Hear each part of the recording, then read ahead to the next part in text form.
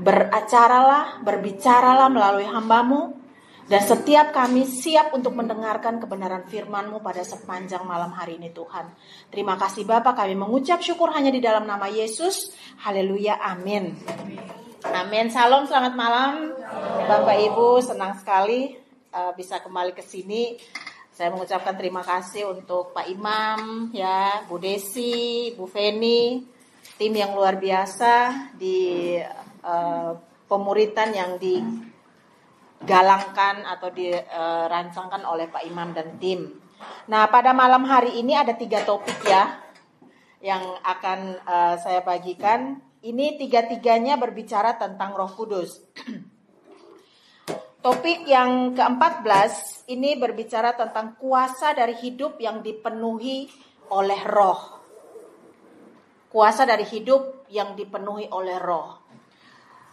Peran serta Roh Kudus di dalam kehidupan kita orang-orang percaya itu sangat penting. Sangat penting.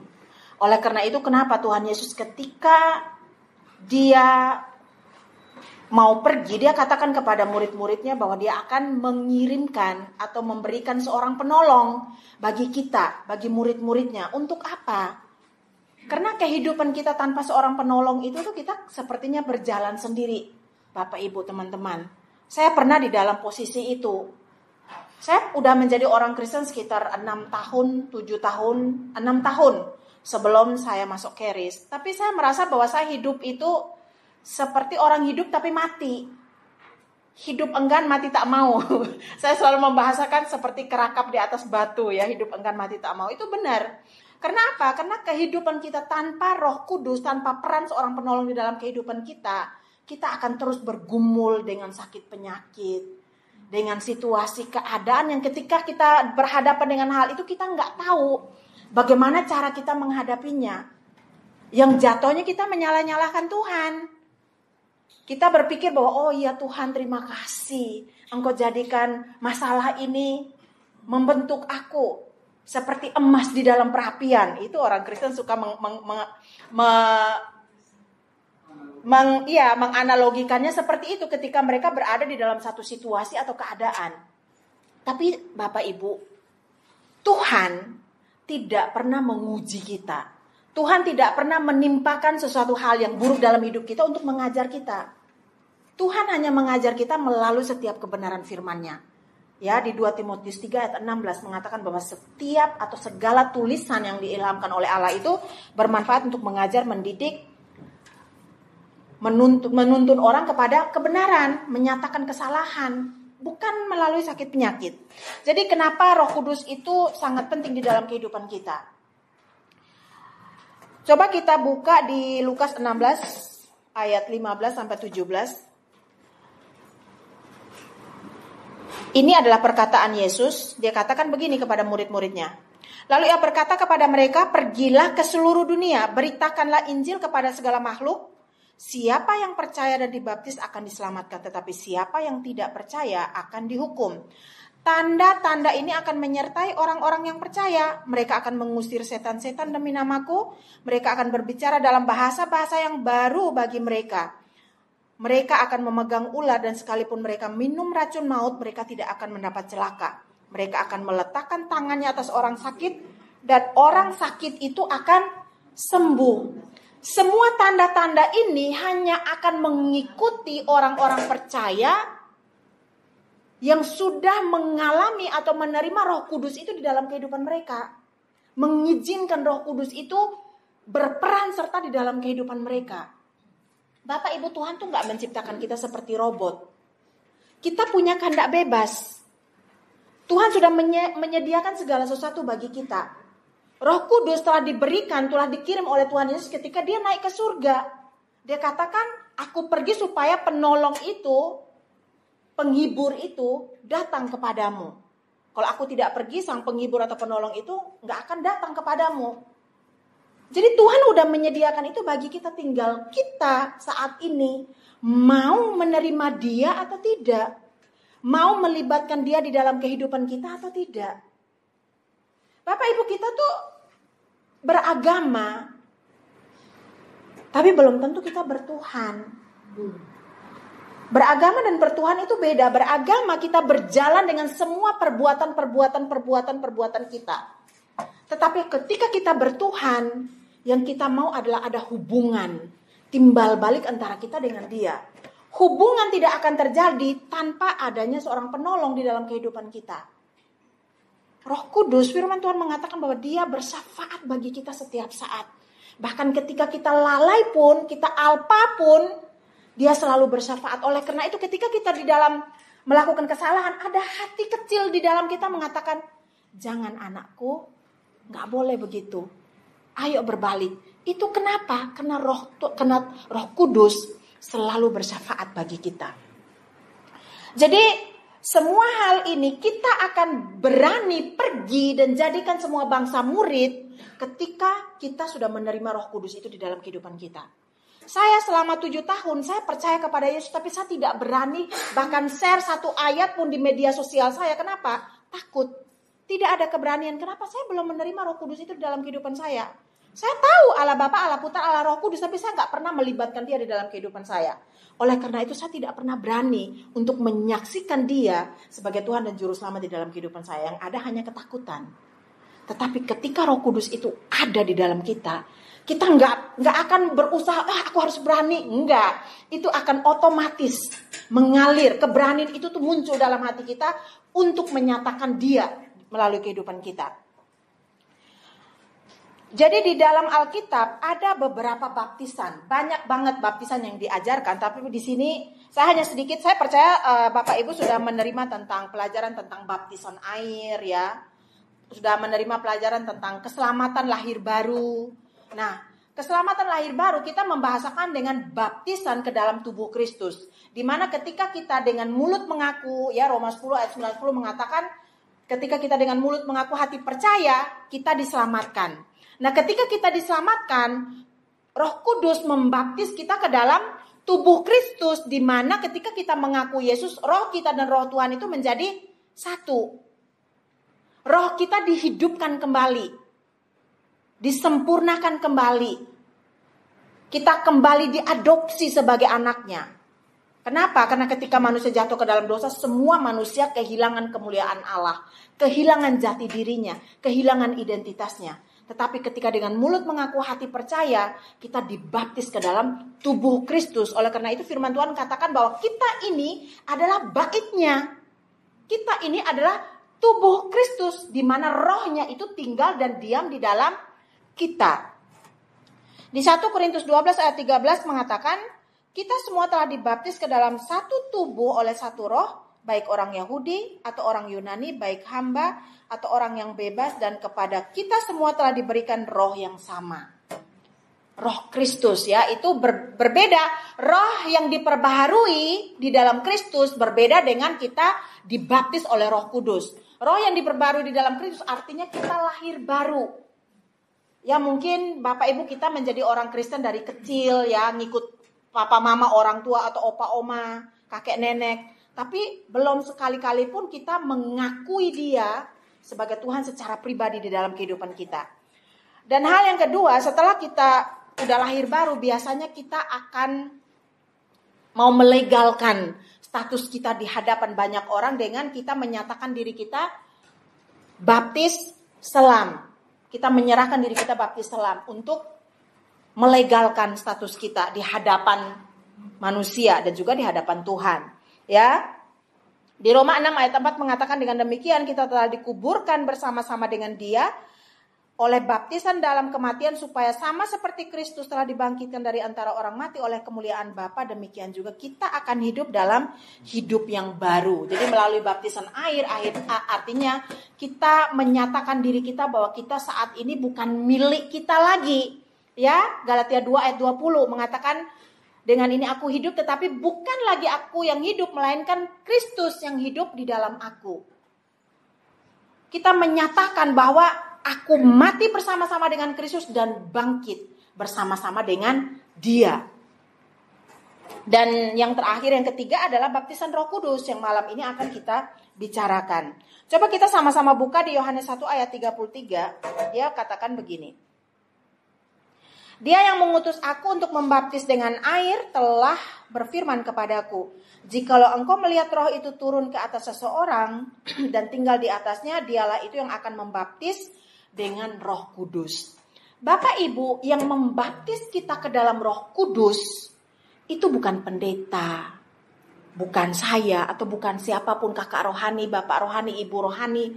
Tidak, manusia tidak bisa membaptis Bapak Ibu ke dalam baptisan Roh Kudus. Yang bisa membaptis kita ke dalam baptisan Roh Kudus adalah Kristus, Yesus, hanya Dia. Baptisan Roh Kudus artinya kita diberi satu aliran kuasa supranatural Allah. Kita diberdayakan dengan kuasa itu di dalam kehidupan kita. Sehingga melalui kuasa supranatural yang dialirkan itu di dalam kehidupan kita, kita berjalan, bergerak di dalamnya. Kita menjadi saksi-saksi Kristus. Itu bukan dengan kuat gagah kita, Bapak Ibu. Peran Roh Kudus yang ada di dalam kita yang memampukan kita untuk menjadi saksi Kristus. Di Kisah Para Rasul 8 ayat 14-17, ketika rasul-rasul di Yerusalem mendengar bahwa tanah Samaria telah menerima firman Allah, mereka mengutus Petrus dan Yohanes ke situ. Setibanya di situ, kedua rasul itu berdoa supaya orang-orang Samaria itu beroleh Roh Kudus, sebab Roh Kudus belum turun di atas pun di antara mereka, karena mereka hanya dibaptis dalam nama Tuhan Yesus. Kemudian keduanya menumpangkan tangan ke atas mereka, lalu mereka menerima Roh Kudus. Apakah orang Samaria ini bukan orang percaya?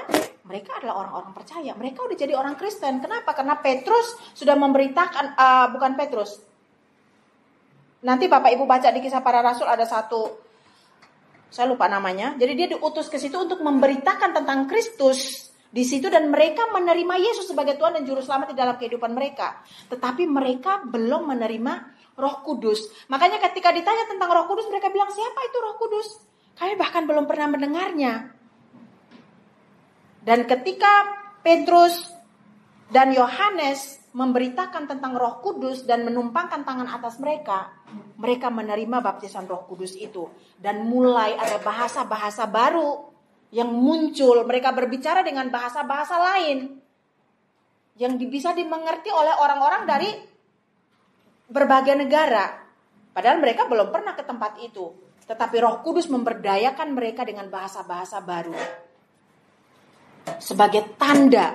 Sehingga orang-orang yang hadir itu selain mereka menerima baptisan Roh Kudus, mereka juga akhirnya menerima Yesus sebagai Tuhan dan Juru Selamat di dalam kehidupan mereka melalui bahasa-bahasa baru yang keluar ketika mereka menerima baptisan Roh Kudus.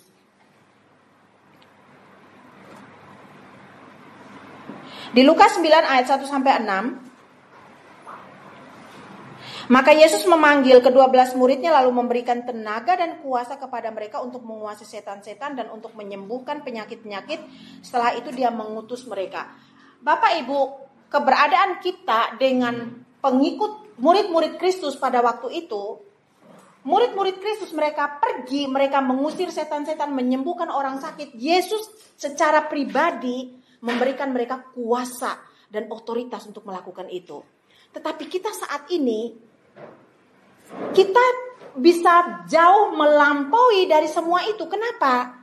Karena Kristus telah memberikan seorang penolong itu langsung di dalam kita. Kita bisa bergerak kapanpun tanpa harus didoa pengurapan dulu oleh hamba-hamba Tuhan atau siapapun sebelum Bapak Ibu pergi melayani. Bisa nangkap ya? Kita lebih maksudnya peran kita di dalam Roh Kudus itu tuh lebih banyak, lebih leluasa dibandingkan dengan murid-murid Kristus pada waktu itu. Mereka belum ada Roh Kudus di dalam mereka. Mereka pergi ketika Tuhan Yesus melepaskan aliran kuasa itu, otoritas itu kepada mereka, mengutus mereka, baru mereka pergi dan menyatakan manifestasi itu kepada orang-orang yang mereka doakan. Tetapi kita saat ini, setiap saat kapanpun, kita bisa beroperasi di dalam kuasa dan otoritas yang Tuhan telah berikan kepada kita. Tinggal kita mau apa tidak. Bapak Ibu, kehidupan kekristenan itu bukan suatu kehidupan yang biasa-biasa saja. Kita diperlengkapi dengan luar biasa. Hanya kenapa kita belum bisa berjalan di dalamnya, kadang-kadang kita belum mengerti, belum pernah mendengar pengajarannya, belum tahu, ataupun sudah tahu tapi kita masih menggunakan logika kita. Masa sih? Apa benar seperti itu? Apa semudah itu? Memang semudah itu sebenarnya. Tuhan memberikan kita kemudahan-kemudahan Bapak Ibu. Ya.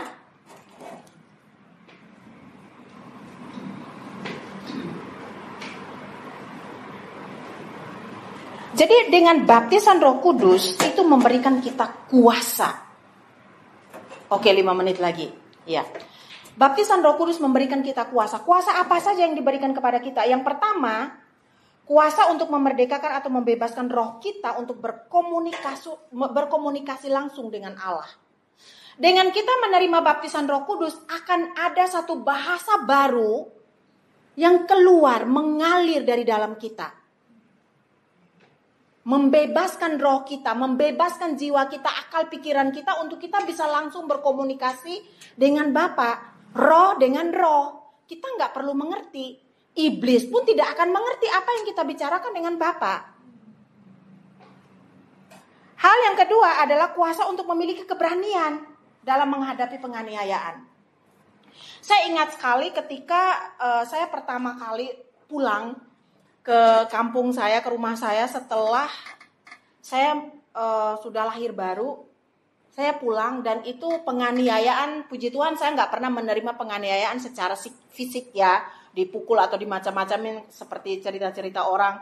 Saya mengalami penganiayaan secara verbal. Dan verbal itu lebih kejam daripada membunuh ya. Perkataan itu tuh lebih kejam daripada langsung disabet, diparangin atau itu lebih sakit. Tetapi ketika saya mendapat kata-kata udah kayak orang kafir, mukanya udah, saat saya masak gak mau makan, tapi damai sejahtera itu tuh terpelihara di dalam hati saya. Saya gak tersinggung kepada orang tua saya, kepada tante-tante saya, om-om saya yang macam-macam omongannya. Saya di dalam hati saya hanya bilang, Tuhan ampuni mereka karena mereka tidak tahu apa yang mereka lakukan. Saya justru kasihan terhadap mereka. Kalau mereka mengerti apa yang saat ini saya alami, mereka nggak mungkin melakukan hal seperti itu. Berkata-kata yang menyakiti saya pada waktu itu. Saya nggak tersinggung.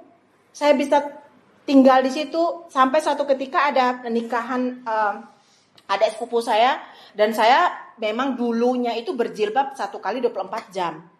Jadi ketika saya pulang, ada acara nikahan di keluarga, mama saya bilang, kamu harus hadir tapi harus pakai jilbab katanya. Saya nggak jawab, saya hanya diam. Itu malamnya. Pas besok pagi saya hanya bilang sama mama. Saya dalam pikiran saya kalau saya pergi pakai jilbab nggak masalah gitu loh. Nggak melunturkan iman saya dengan saya mengenakan atribut itu. Tetapi nggak ada damai sejahtera dalam hati saya. Saya nggak mau melakukan sesuatu yang tidak membawa damai sejahtera di dalam diri saya. Besok pagi saya hanya bilang sama mama, kalau saya nggak pergi orang itu tetap nikah kan. Mama bilang, iyalah masalahnya gara-gara kamu nggak datang mereka nggak jadi nikah. Ya udahlah kalau kayak gitu aku di rumah aja gitu, aku nggak perlu hadir. Ya udah, dia pun orang tua saya pun menerima dengan damai sejahtera gitu. Dan ketika mungkin keluarga besar nanya, ya nggak tahu lah, saya nggak mau tahu apa jawaban yang mereka berikan. Tapi keberanian itu ada, dan itu bukan keberanian saya sendiri. Kalau mau mengikuti ininya saya orang timur dengan segala macam kekerasannya, keegoisannya, panas barannya, saya pasti langsung jawab dengan mereka. Tapi enggak, yang ada tuh belas kasihan Tuhan yang mengalir dalam hati saya untuk keluarga saya. Dan saya tahu itu Roh Kudus gitu. Oke, yang terakhir adalah kuasa untuk menghadapi kematian dan juga kuasa untuk menghadapi iblis dan kuasa-kuasa setan. Kita tahu bagaimana berdiri ketika kita menghadapi segala sesuatu yang buruk di dalam kehidupan kita. Bapak Ibu, firman Tuhan katakan di Yakobus 1 ayat 17 mengatakan yang baik itu adalah berasal daripada Allah. Pencuri, Yohanes 10 ayat 10 mengatakan pencuri datang hanya untuk mencuri, membunuh, membinasakan. Dari sini kita bisa tahu yang baik dari Tuhan, yang buruk bukan dari Tuhan. Yang baik dari Tuhan, yang buruk dari iblis, yang jahat dari iblis. Dan ketika kita menghadapi hal yang jahat, kita tahu bagaimana kita harus berdiri dengan kuasa supranatural Allah yang ada di dalam kita. Amin.